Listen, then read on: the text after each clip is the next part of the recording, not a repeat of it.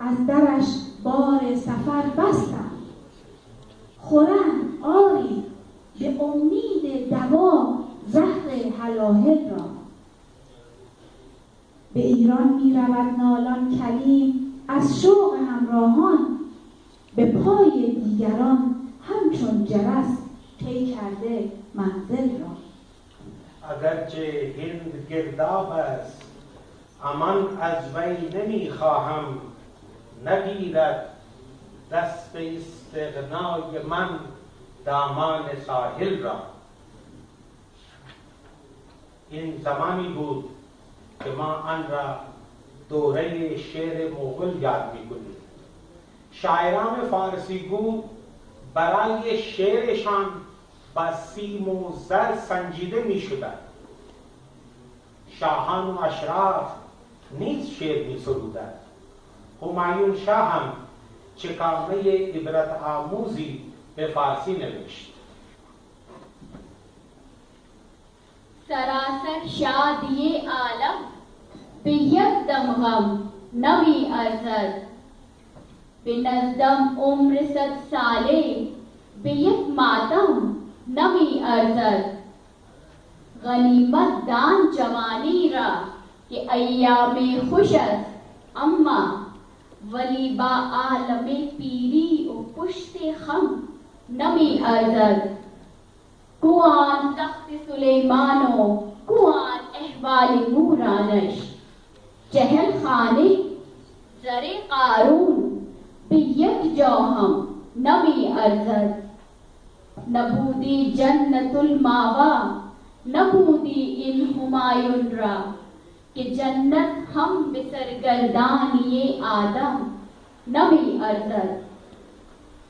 اگر یادتان هست پسرش اکبر شاه گرچه خواندن و نوشتن بلد نبود، او نیز چند بیت به زبان فارسی نوشت. از بار گنه خمی پشتم چه کنم؟ نه راه به مسجد نه کنشتم چه کنم؟ نه در صف کافر نه مسلمان جایم، نه لایق دوزخ نه بهشتم چه کنم؟ ادبیات فارسی هند میراث شیخ و برهمن، میراث مشترک هند و در تمام غزلهای او موج میزند. بس که وحشت کردست آزاد مجنون مرا، لفظ نتواند کند زنجیر مضمون مرا. در سرت شوخی نمی گنجد گل سودای من، خون حبابی می کند شور فلاطون مرا.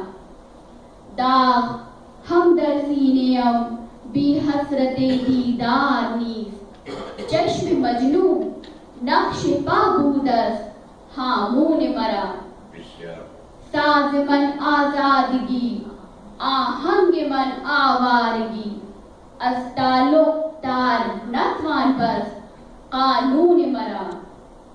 عمر رفت تو دامن نومیدی از دستم نرفت، ناز بسیار است بر من بخت واژون مرا.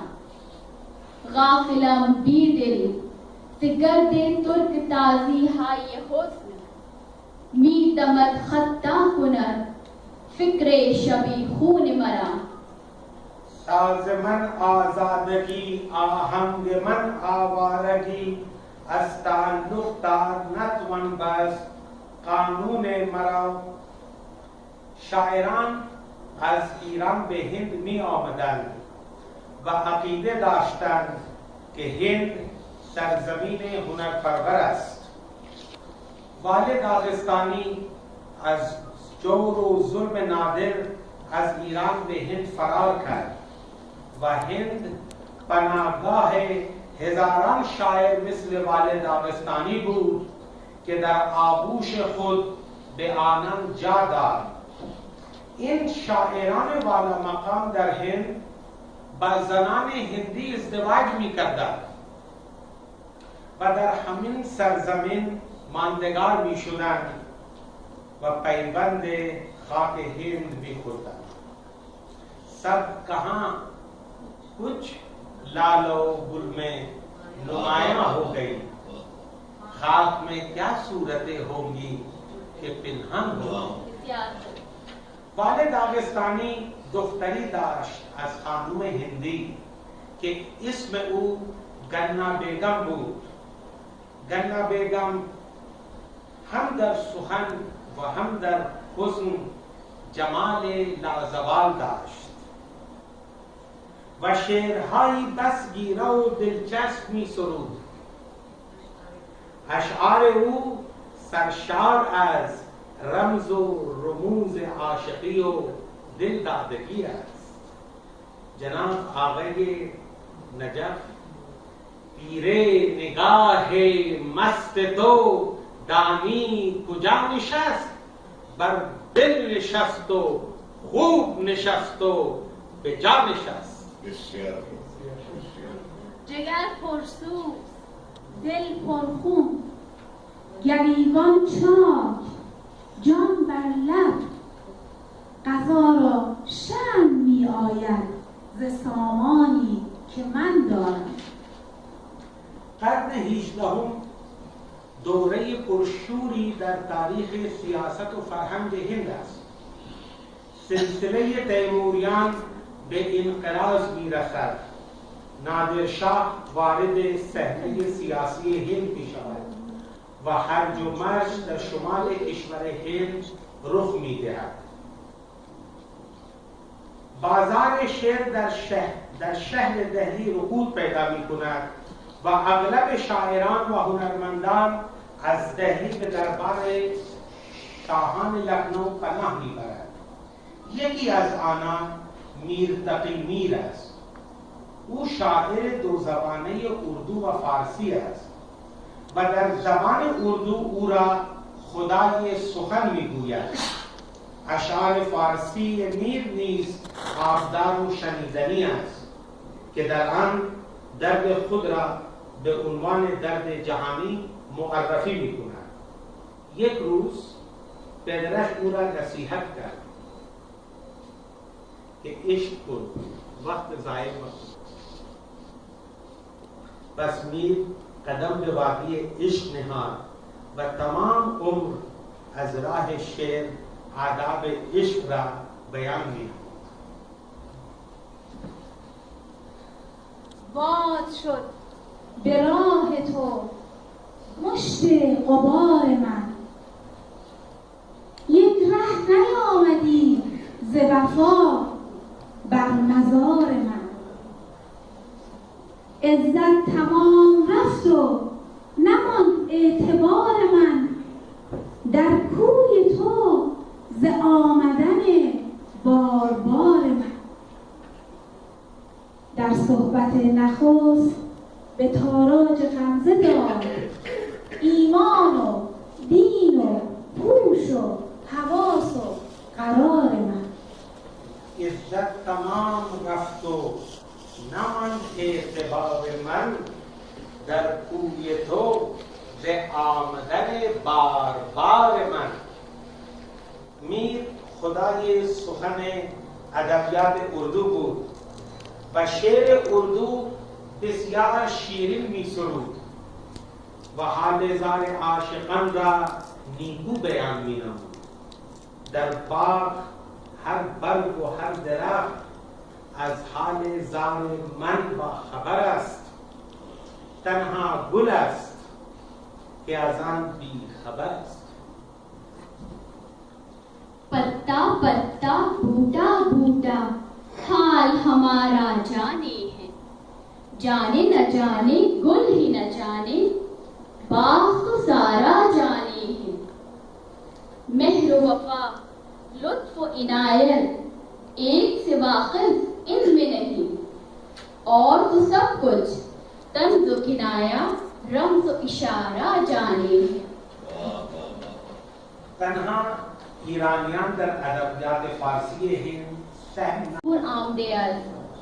ترانه ها و غزل های زیبا خوانده به او تبریک میگوید.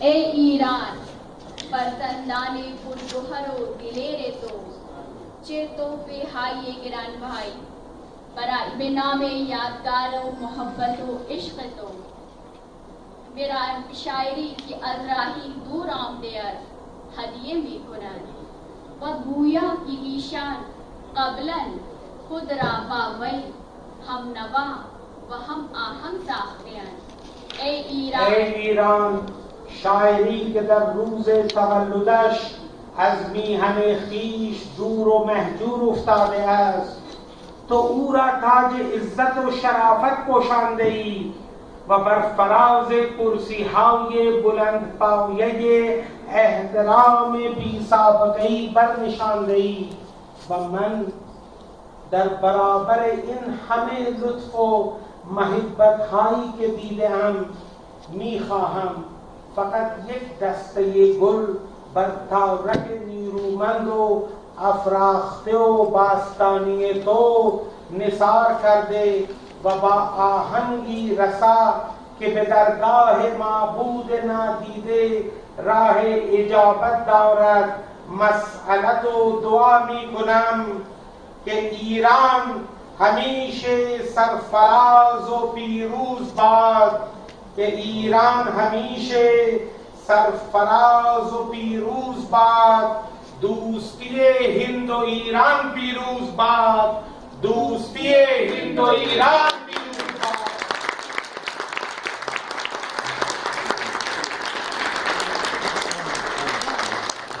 Iran, thy brave sons have brought their priceless gifts of friendship on this birthday of the poet of a faraway shore. For they have known him in their hearts as their own. And in return, I bind this garland of my verse on thy forehead, and I cry, victory to Iran, victory to Iran, victory to India, victory to Iran. शरहे शिकने जुल्फे हम अंदर हमें जानान कूतक न तवन कर के इन खस्से darauz us. The same poet has also written our national anthem, Gurudev Rabindranath Tagore. Thank you all for being here and being such a great audience. I would now like to introduce to you our team. Shafaq Matlu, a research scholar at Jawaharlal Nehru University, New Delhi. She is working on master poet Mirza Ghalib. She represents the sustained interest Indian youth had in Persian literature and culture. Nahid Murshidlu is from Iran. On Amir Khusro at Jawaharlal Nehru University. She symbolizes the continuing interaction among India and Iran, even as she researches the very roots of Indo-Persian literature. Eminent scholar Dr. Syed Akhtar Hussain stands for the age-old tradition. Associate Professor in the Center of Persian and Central Asian Studies, JNU, and visiting research scholar at Tehran University. He is the president of the Institute of Indo-Persian Studies. I would also like to introduce my colleague Aparna Srivastav Reddy, seasoned journalist and filmmaker. I hope you have enjoyed this evening as much as we have enjoyed bringing it to you. Shabbe Shumakar.